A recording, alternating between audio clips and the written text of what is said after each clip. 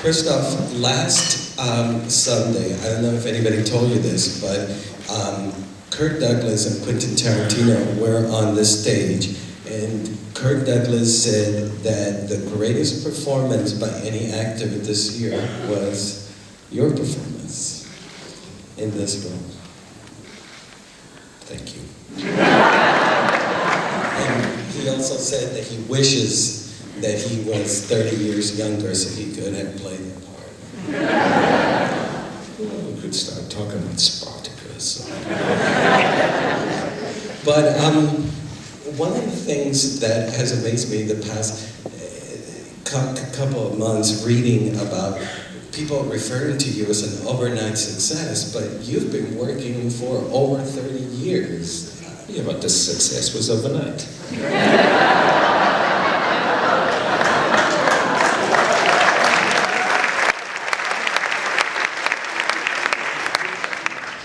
You don't resent the fact that, you've been working for years in theater and TV and film. I know. I have to admit, I was always privileged in a way that I could make a living with acting from the very beginning. I could support a family with acting, and I played good parts with good people in good productions, in the theater, in movies, TV, only it was over there. And the way things are, it didn't really make it over here, what I was doing. So that's where it might be coming from. The first sequence of Inglourious Basterds it's about 18 minutes, 17 minutes. It's almost like a one-act play. And beautifully written. It could just be done in a theater, one act. Did your background in theater, your long experience in theater, help you with that? Absolutely, absolutely. And I'd be interested in seeing it on a stage, really. And I wouldn't be surprised if it came up on a stage pretty soon. It's not even a short one-act play, I don't know if the preferences are whatever they are for different people, for different things. For me, I don't think I could have done that without really being experienced in theater. And were there changes in the script as you were filming that sequence? Why? It was perfect as it was. That's one thing. Sometimes you get a script and you don't really think it's that great, so you start to take liberties. It might be justified, it's still a little unfair, the author thought about it. If you start messing about with Quentin's scripts, you're stupid. Tell us a little bit about how it was like working with Quentin. Well, I think this script is for me it was too much to take in at first glance. I had to really study in order to find a way into it. This part, Colonel Landa, I consider one of the greatest parts of dramatic literature from the beginning, and that's a few thousand years. Not that I know all of the great parts, but I know a few, and I don't think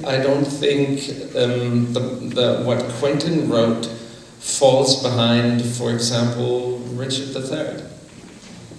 It has so much depth and such a wide array of thoughts, of psychology, of philosophy, of there's this funny German word that is being used in English, well done, Schauen, the way you look at the world. It goes into you can approach this script, but this spot from every angle you want. From a purely anthropological, if you want, from a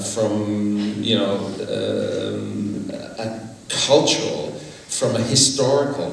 You have, if you really choose to get into it, you could teach a university course about it. He's such a quick thinker.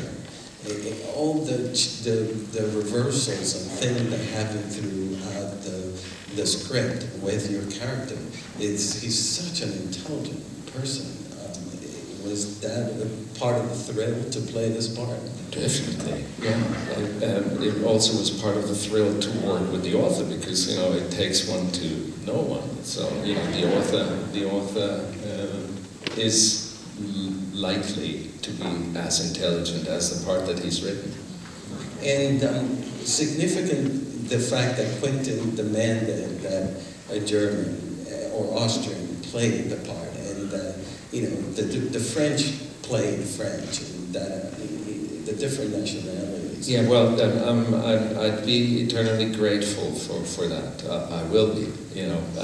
Usually you get this thing, so far, and I went through a few of these casting processes where a British or American film plays in Nazi sort of situation, and you get invited to a casting, but only pro forma. Because in the end, they say, well, we didn't find anybody, we need to get one of our stars to play it, and we put blue contact lenses on and bleach his hair, and he puts on a funny accent, and we put the uniform on, and well, that's a Nazi. So Quentin wasn't going after that. Quentin was going about after the real thing, meaning the persona. A Nazi is not, there's no such thing as the Nazi. What Nazi? What kind of Nazi? These are people, these are characters. Quentin takes everybody serious. He doesn't make fun of anybody, not even of Nazis. And correct me if I'm wrong, you hadn't played a Nazi before. I never played one before. And not because I have ideological objections against playing a Nazi. I have ideological objections against Nazis, but not. I didn't play them because they were lousy parts. They were, stereotypical, cliche caricatures, everything that is uninteresting to do. So I also, in this case, considered the Nazi element, well, to my work, my thought and my preparation, the Nazi element was actually, I have to admit, irrelevant. Well, thank you so much for being here.